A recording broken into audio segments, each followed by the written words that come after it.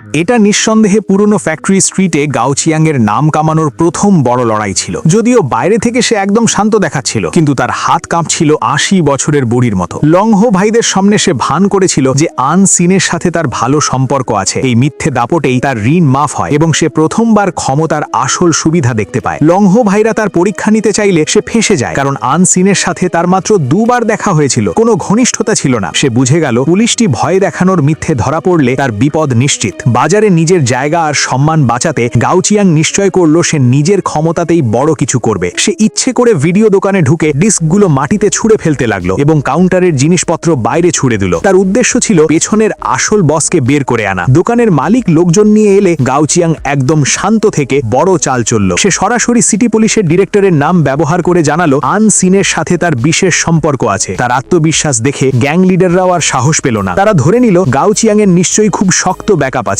দীর্ঘ টানটান পরিস্থিতির পর যখন দোকানের শাটার খুলল, সবাই অবাক হয়ে দেখল গাওচিয়াং মালিকের পাশে বসে পুরনো বন্ধুর মতো কথা বলছে। এইভাবেই গাওচিয়াং পুরনো ফ্যাক্টরি স্ট্রিটে পুরোপুরি ঘুরে দাঁড়ালো এবং নিজের সাম্রাজ্যের ভিত্তি গড়ল।